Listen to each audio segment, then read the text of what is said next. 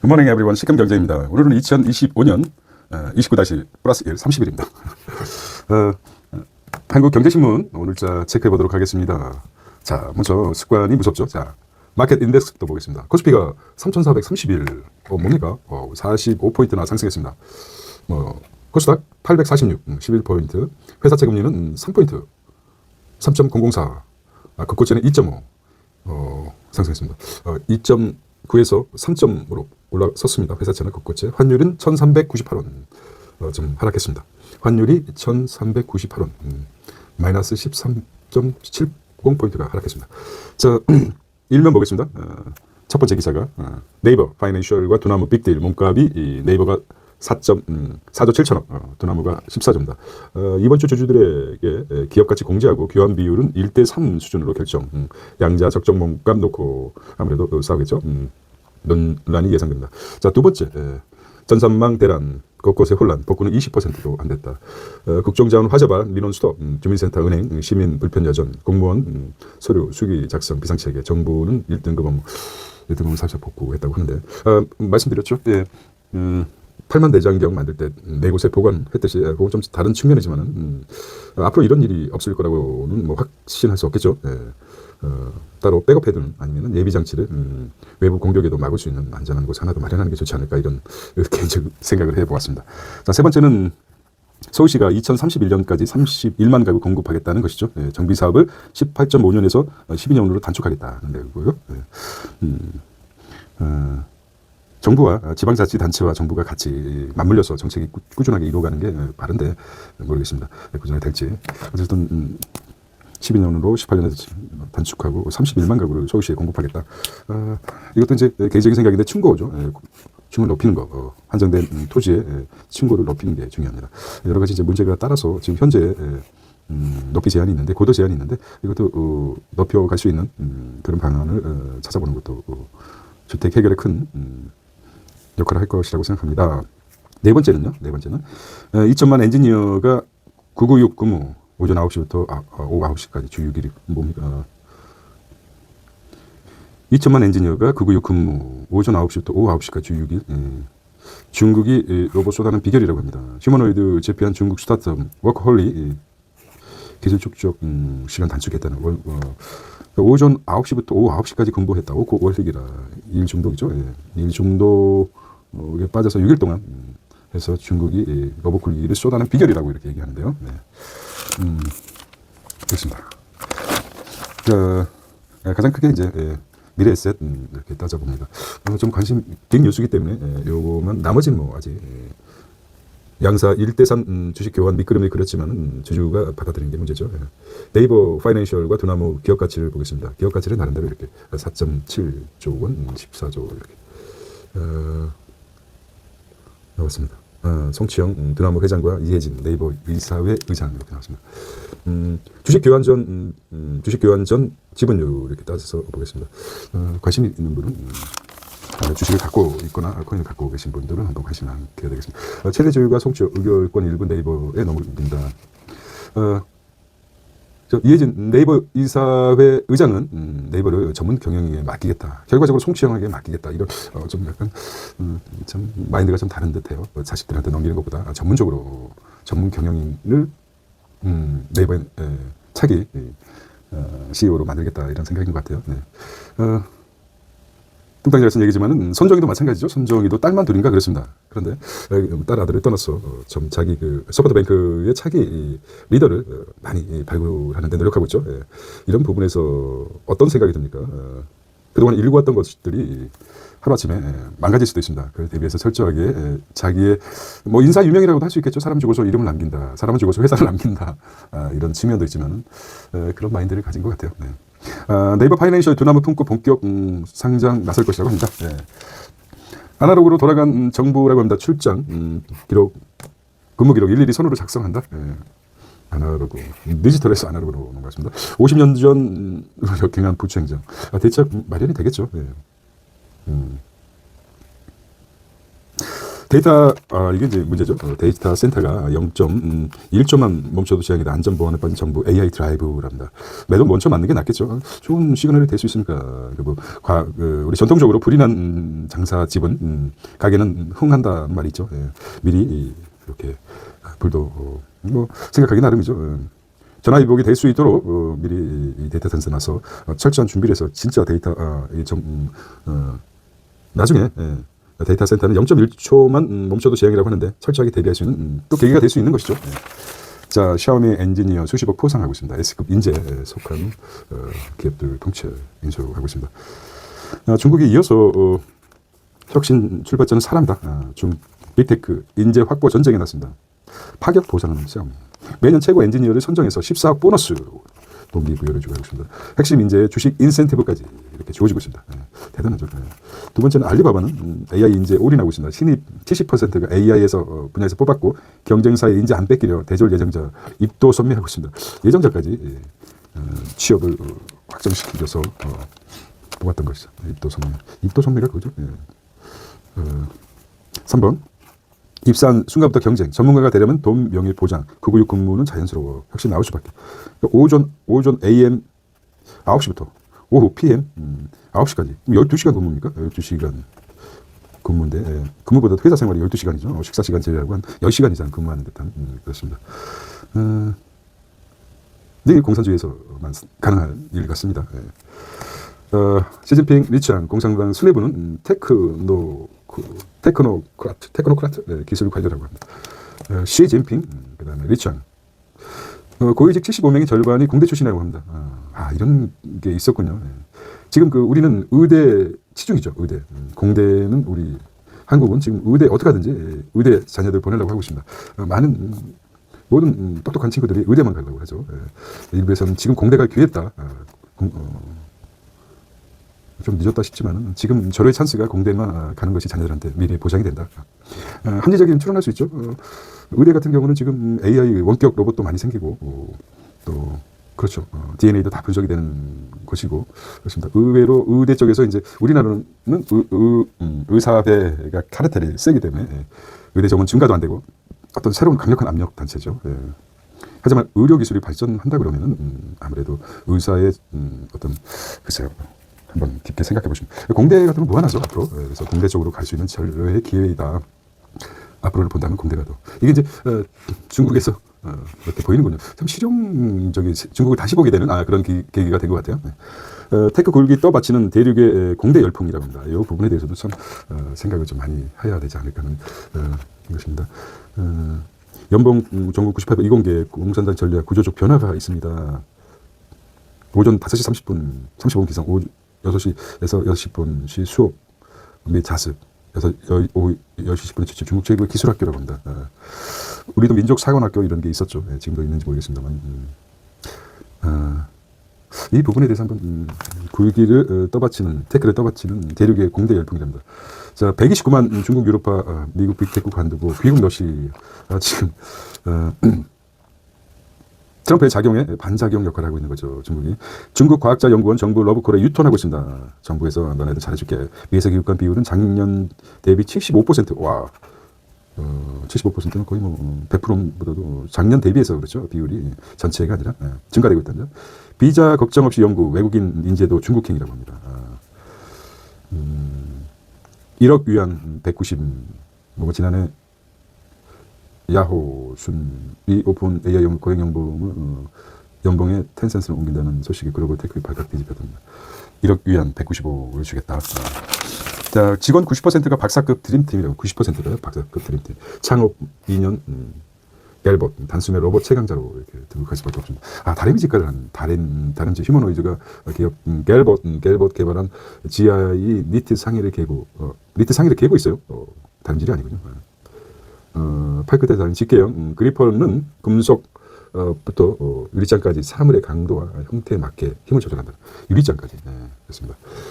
휴머노이드 천국, 중국 초고속 성장 비결은 무엇일까요? 휴머노이드 천국이 된 중국이라고 합니다. 산업용 로봇 시장도 장악하고 있습니다. 로봇 올림픽 기술에서 기술력을 과시했습니다. 나타날 데가 없기 때문에 그런가 봅니다. 갤봇이 개발한 휴머노이드 GI 2센스 통의 약품 분류 알아서 척척 중국 예비 유니콘이 200개, 유니콘 기업이 뭐 얼마니까 1조 기업들이 매달 20개씩 탐생된다고 합니다. 자, 중국 산업력 노버 11년 때 1위라고 합니다. 1위를 지키고 있어요. 대단하죠. 작년에만 55만 6천 대를 생산했고 전 세계 제품 3분의 1이 중국산이다. 와, 이거는 전 세계 제품 3분의 1이 어디 삽니까? 차이나입니다. 전 세계 제품 산업용 로봇 전 세계 제품 3분의 1이 중국산이다. 산업 전반의 생산성, 불량성 개선. 그렇죠. 이제는 전기차부터 시작해서 한국처럼 KS처럼 CS라고 할까요? 일단 가격은 어느 정도 됐으니까 품질에 이제 높이겠다 이런 걸로 나온 것 같습니다. 자, 엔비디아 필요 없어. 중국의 반도체 자림 눈앞에 있습니다. AI 가속기 핵심 HBM 하웨이 자체 개발 말씀드렸죠. 이제 뭐 자체 개발하겠다 큰 기업이. YMTC의 랜드 기술력 3전 하이닉스를 위협하고 있습니다. 가장 우리가 지금 마지막 고리로 잡고 있는 HBM 아닙니까? 위협하고 있어요. 어디 가요? YMTC의 랜드 기술력. YMTC의 랜드 기술력. YMTC. 자, 여기만 읽어보겠습니다. 중요하기 때문에. 중국 테크 기술은 한국의 마지막 보루인 반도체 분야마저 넘보고 있습니다. 하웨이는 인공지능 AI 가속기의 핵심 부품인 고대역폭 메모리 자체 개발하는 데 성공했고, 샤오미는 최선단 공정인 3나노미터가 100억 분의 1m입니다. 기반 자체 모바일 애플리케이션 프로세서 AP 휴아인 01을 공개했다고 합니다. 자신감이 붙은 중국 정부는 최근 자국의 기업에 엔비디아 AI 가속기를 사지 말라고 통보했었습니다. 중국 반도체 그랬다가 품질이 떨어지니까 다시 사라고 했는데 멀지 않았겠죠. 비근한 예로 우리 소부장 일본과 예를 들면 일본에서 고이즈미 신지로 그러니까 고이즈미 총리 당시에 소부장이 있었죠. 소부장이 있다가 어떤 한일 관계가 문제가 되니까 고이즈미가 수출을 금지했죠. 그래서 자체적으로 우리 제품을 좀 성장한 계기가 됐던 것 같습니다. 근데 여기는 엔비디아 쓰지 마라 하웨이. 그렇죠. 그러다가 품질이 떨어지니까 다시 썼다가 다시 도전하겠죠. 그래서 샤오미라든지 하웨이라든지 샤오미에서 자체적인 개발한 상품을 쓰지 않나 이렇게 봅니다. 팹리스 EUV 장비든 자체 생태계 성품. 팹리스가 공장이 없다는 말이죠. 팹이 이제 공장이란 팩토리란 말인데 LESS 공장이 없다. 그래서 설계하는 게 팹리스이고 파운드리는 팹리스 설계한 것을 생산하는 것이 파운드리죠. 그렇습니다. YMTC 하이브리드 본딩 기술로 엑스테킹 저희는 3D 랜드 프레시 제품이라고 합니다. 와, 이거는 이제 현실화 되는 것 같아요. 중국의 휴머노이드 시장을 보겠습니다. 2035년에는 3천억 위안 엄청나게 성장하고 있습니다. 1위안에 195원 정도 되지 않습니까? 1원에 195원 정도, 1위안에 195원이기 때문에 여기다가 195를 곱해야 됩니다. 250, 236, 600 하면 뭐니까 엄청나죠? 한번 해볼까요? 계산. 236, 00 하면 6. 뭡니까? 000, 대략적으로 600에다가 00 두 개 붙이면 60만 모르겠습니다. 어쨌든 그렇게 계산했나. 계산이 이렇게 약해가지고 중국 미래기술 다 잡았다. 세계 톱10 연구기관 싹쓸이 했다고 한다. 이건 놀랍습니다. 10곳 중 8곳이 중기관이랍니다. 중국 과학원 2년째 1위. 하버드 점수차가 2배. 한국은 50위권도 못 돌다는 거. 갑자기 위기의식을 느끼게 만드는구나. 보통 직장생활을 하게 되면 일을 시작을 개인 사업을 하든지 똑같은 일의 반복이죠. 자신을 돌아보고 사유해보고 똑같은 걸 똑같이 보지 않고 익숙한 것을 색다르게 보고 상상력을 발휘해야 됩니다. 상상력. 제가 본 책에서는 뭐 뭐든 봤겠지만 상상력을 키우는 것입니다. 그리고 자신이 원했던 것을. 그러니까 지금 베스트셀러 그 자기 개발서 같은 경우는 다 최초에 써진 사람들. 헤아려 새 것이 없다고 하지 않습니까? 마찬가지로 그 전에 계속해서 반복되는 것 같아요. 새롭게 탄생하고 새로운 것은 없습니다. 아침마다 이렇게 아주 이런 시그널과 노이즈, 신호와 정보가 아주 많지 않습니까? 자기 것을 만드는 거, 확정되지 않는 것들, 그 다음에 공포와 탐욕을 부르는 기사들도 많습니다. 전효성이 죽었죠. 의외로 뒤늦게 후배 연예인들이 개그맨 많이 조문을 간다고 합니다. 언론에서 깜짝 놀라서 전효성이 누구일까 생각했더니 전효성은 뭐라고 합니까? 보증을 잘못 써가지고 3번이나 파산에 이르렀다고 합니다. 그래서 전효성이 생각하기에 돈은 꼭 지어도 자기에 들어와도 자기 것이 아니라 그런 통찰을 얻었나 봐요. 그래서 전혜성은 후배 양성을 많이 했고 그래서 거기 드물게 연예인들이 오랫동안 기억하는 존경받는 연예인이 아닌가 그런 생각을 해봅니다. 어떤 면에서 통찰을 한다는 것. 말이 좀 다른 데로 흘렀지만 정보도 마찬가지입니다. 빨리 정보를 접하는 것도 중요하지만은 한 정보는 경제 히스토리는 계속해서 반복됩니다. 인간은 한 번밖에 살지 못하기 때문에 실수의 그 동물이죠. 그렇기 때문에 정보라는 것은 빠름에 넣는 게 빠르고 늦고가 중요한 것이 아니라 한 정보를 어떻게 또다시 반복됐을 때 또다시 실수를 않느냐 그게 중요합니다. 그래서 신문을 보고 정보가 좀 늦더라도 다시 씹어보고 깊이 사유하는 시간을 갖기 위해서 그런 생각으로 임하고 있습니다. 자, 인허가 단축해서 재공급 속도 내게 한강벨트 20만 가구 짓는다는 것이죠. 요거는 이제 대봐야지 하는 거고. 부동산 정책이 그렇게 쉬웠다면은 너나 다 하겠죠. 공정위 40만 기업은 출신은 영명이다는 것이고요. 김현지 이렇게 자주파가 뭔가? 자주파 대미 강경 발언에 위성락 오버플레이 상가야. 협상 내버리지 된다 생각하지 않는다. 여권은 이제 읽어보는 이유가 이제 대미 무역 협상 때문에 봅니다. 협상 내버리 된다 생각 안 한다고 여권 강도 높은 미국의 비난에 반박하고 있습니다. 오늘 부산에서 한일 정상회담 열려. 이거 한번 읽어보시면 특이하기 때문에 우리 이제 초미의 관심사가 한미 무역 관세 협정이죠. 위성락 대통령실 국가안보실장이 여권에서 도널드 트럼프 미국 대통령에 대한 강도 높은 비판이 이어지는데 대해 미국과의 협상은 상당히 첨예한 상황에서 진행되기 때문에 오버플레이 관원에는 하지 않아야 한다. 29일 말했다. 여권 내 자주파 인사들이 관세 협상을 관련해 트럼프 행정부가 물론 위 실장은 동맹파를 공격하는 상황에 정면 비판하는 해석도 나왔다. 그렇죠. 이런 것들이 하나의 그 압박이 될 수 있죠. 자주파의 발언이. 이제 관세라 말씀드렸지 않습니까? 관세는 장군 몽골이다. 우리가 이제 수출 비중이 넓기 때문에, 대미 수출 비중이 넓기 때문에 하지만은, 우리도 올릴 수 있습니다. 자유무역, 보호무역으로 가는데, 우리도 미국 상품도 수입하는데 관세 붙이면 되는 것입니다. 근데 우리가 경제적으로 대미 수출을 많이 하기 때문에 그런 겁니다. 소비국입니다. 최대 소비국이 미국입니다. 미국 소비국이기 때문에 세계적으로 그런 것이지. 엄격히 따지면 관세는 똑같습니다. 너네가 100을 물어? 우리도 100을 물겠다. 관세. 너네가 50%를 올리면. 그래서 2차, 그러니까 1929년 경제공황이 아주 29년 전에는 주식시장도 아주 좋았습니다. 그러다가 관세부터 시작돼서 관세를 하다 보니까 우리 국가 그러니까 말로 얘기하는 거죠. 이웃집 아저씨랑 말싸움 시작해가지고 이웃집 아저씨 등치가 좋아져요. 나도 운동하는 것이고 그게 이제 국방비를 올려서 서로 말다툼하는 게 관세 협정이죠. 그와 마찬가지로 관세와 같이 국방비도 올라간다. 참 그런 동물들 같아요. 전쟁이란 게 정치의 연장 아닙니까? 그렇기 때문에 가볍게 이웃집 아저씨랑 싸우는데 이웃집 아저씨 등치가 좋아. 그러면 운동을 해야 되겠죠. 이거 보고 더 좋아졌어. 이웃집 아저씨도 또 등치도 키우고 이게 국방비를 높이는 그 세력속 게임입니다. 이렇게 보시고 안타깝죠. 보면은 금리 동결의 배틀 메인드 사흘째 10일 접한 금리 동결에 베팅했다. 한국 국제시장 무슨 일이 있었을까? 국채 선물 7일째 연속 팔아치고 있습니다. 3년 만기 0.16%. 하는 매파 분위기에 매도세에 전환했다. 하는 매파라는 게 뭐죠? 매파, 강경파죠. 집값 강세 금리 인하 부담.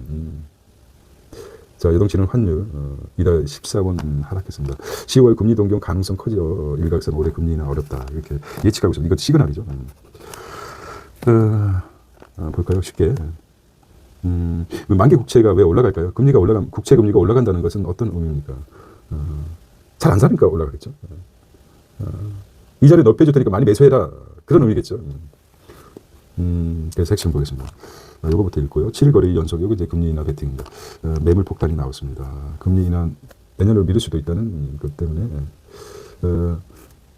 국채 선물 7거리 연속 팔아치고 있다. 3년 만기 금리 인하가 0.16% 상승했습니다. 안 사주니까 올리겠죠. 한은은 매파 분위기로 매도세 전환했다. 집값이 강세의 금리 인하, 금리를 내리면 또 집값이 더 가파르게 상승하기 때문에 더군다나 여동치는 환율. 그래서 결론적으로 뭡니까? 10월 금리 동결 가능성 커져서 일각선 올해 안에 어렵다는 말도 나옵니다. 요거는 이제 듣고 보면 열어봐야 되지만 자꾸 시그널이 이렇게 어른 얘기죠. 10월 금리 동결 가능성. 시그널이 뭡니까? 자꾸 국채 선물 금리가 상승하기 때문에 그렇습니다. 국채를 가지고 채권을 가지고 계신 분들은 한번 관심 있게 보고 어떻게 할 것인가 이런 생각합니다. 청년 도약 계좌 중도 해제도 정부 이렇게 했고 이래도 돈이 없다. 20대 소득 증가율 1%.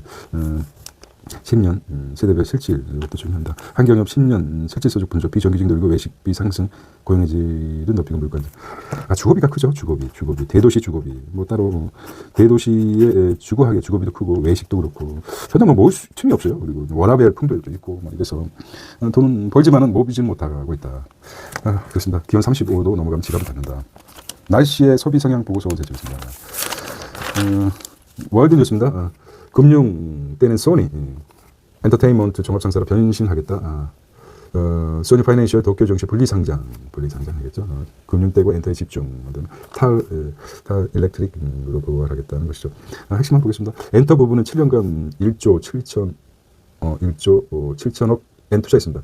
미국 N이 배급사 11억 불 인수했고 괴멸의 퀄라 그리고 흥행 성공 전자우전도 낮추고 주가 헐헐 이제 피봇을 한 거죠. 피봇. 전자에서 이제 엔터테인먼트로 바뀌는 것을 말합니다. 소니 대단했죠. 소니 안보 우려 커진 무료 방산테크의 뭉치도 참 이게 필요 없는 돈이 올라갑니다. 말씀드렸지. 시발점 그죠? 시발점이 관세부터 시작해가지고 안보 이웃집 아저씨가 덩치가 더 커. 그러니까 안보를 생각하면 안보에 투자를 많이 해요. 이건 필요 없는 일이죠. 세계 경제에 있어서 지구를 가루로 만들 수 있는 무기가 넘쳐나는데도 또 다시 안보에 투자하고 있습니다. 그게 어떤 자식 때문에 그런 거죠. 오래 안 갈 거라고 생각합니다. 올해 안에 임기 내에 아마 이런 얘기 하면 안 되겠죠. 기준금리 연연증병 넘나 장기채 금리 금리 최고. 일본을 보겠습니다. 일본 금리 인하 가능성 국채여동 시장에서 내다 확률이 60%라고 합니다. 10년 내 국채금리 연 1.666% 넘었다고. 자, 일본 대단한 경제 성장을 했었죠. 부동산도 버블이 거의 뭐 엄청 떨어지고 막 그렇게 했는데 그 시기가 몇 년입니까? 저는 이렇게 보고 있습니다. 1985년 그전까지 일본입니다. 일본이 1985년 프라자 합의 이후 엔화 절상이 돼서 2025년까지 보면은 딱 계산하기 편하죠. 40년이죠. 40년간 40년간 잃어버린 40년인데 지금 가파르게 40년부터 쭉 올라가고 있습니다. 첫째 그 시그널이 주식시장 일본의 주식시장이 심상치 않죠. 그 다음에 금리가 0.5%가 뭡니까? 금리가 기준금리 0.5%입니다. 0.5%. 우리는 2점 체크해보도록 하겠습니다. 미국은 몇 프로입니까? 4.25. 한국은 얼마입니까? 2.25죠? 2.25입니까? 2.5입니까? 이거 참 어쨌든 비교도 안 되죠. 1. 어쨌든 수치가 2.5에서 저는 내렸으니 2.25 맞습니다. 2.25. 근데 일본은 1985년 8%까지 됐었습니다. 8% 기준금리가. 그래서 40년 동안 어떻게 내렸습니까? 40년 쭉 내려서 지금은 0.5% 기준금리. 그러니 일본 국채는 일본 중앙은행이 많이 삽니다. 왜냐하면 자국을 지키기 위해서. 일본 돈 있는 사람은 미 국채를 사겠죠. 4%가 넘고 5% 육박하는데 왜 0.5% 자기 엔화 국채를 사겠습니까? 그렇죠? 그런 매크로적인 생각을 하십시오. 그래서 빚을 많이 내서 일본 중앙은행이 빚이 맞죠? GDP 대비 일본과 미국이 빚이 많습니다. 개인적인 내피셜인데요. 일본은 기준금리가 적기 때문에 일본 중앙은행에서 국채를 사야 되겠죠. 자기 스스로 사든지 발행하든지 뭐 주식장도 사든지 해야 되고 미국에서도 마찬가지겠죠. 달러가 약화되니까 많이 빚을 끌어들여가지고 달러를 무한정 발행하기 위해서 어떤 나름대로 뭐 그런 게 있습니다. 그래서 미국과 일본이 GDP 대비 부채 비율이 가장 높다고 합니다. 그런 것까지 다 알면 내가 여기 앉아 있지 않죠. 하지만 그렇게 대략적으로 세계 경제 매크로를 예측할 수 있습니다. 자, 200조 반도체 시장 공략 드림품 현대모비스. 이게 뭐 일동 먹는 비만약 9.9% 감량. 약을 좀 이리저리 안 빠지니까 이제 약이라도 먹자는 것입니다. 시간이 원산지 점수도 공모주 달려 이렇게 되겠습니다. 사실 다른 것보다도 자 3,500이냐 3,600이냐 추적 전망이나 등실자 유중 급증하고 있습니다. 이참에 물 들어올 때 너 줘라 유중이 맞습니다. 나머지는 이렇게 보겠습니다.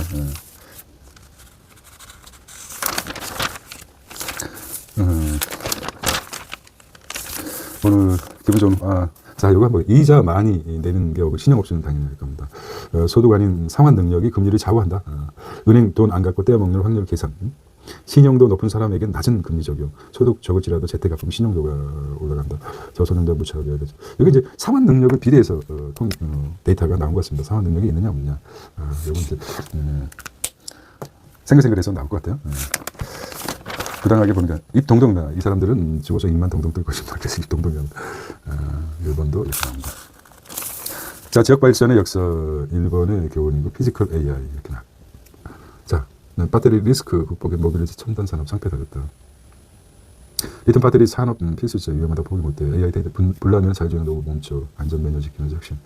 트럼프 맹변한 민주당 야도 하는 데가 이렇게 감각적으로 대의미 하나. 이건 다르다고 봅니다.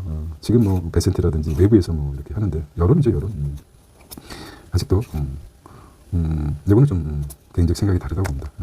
막상 뭐 모든 사람의 생각이 같을 수가 없죠. 오늘은 우리가 뭐 미국이 아직도 대하는 태도가 그렇습니다. 이거는 이제 지방 공유 이렇게 볼 수 있습니다. 자, 오늘은 화요일입니다. 이탈 강구, 스마트 강구. 내가 만약에 최고 책임자다. 그래서 그런 시각에서 신문을 읽게 되면 또 다릅니다. 내가 대표 CEO다. 내가 가장이다. 내가 모든 결정의 마지막 승인권자다. 그런 입장에서 세상을 바라보시면 어떨까 하는 생각 한번 해봅니다. 리더다 이런 생각을 가지고 AI 로봇쇼가 있네요. 서울 AI 버쇼, 로봇쇼.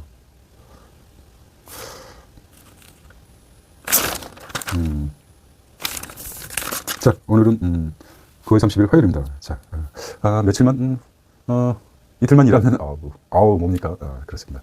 자, 기분 좋은 화요일 되시기 바랍니다. 안녕.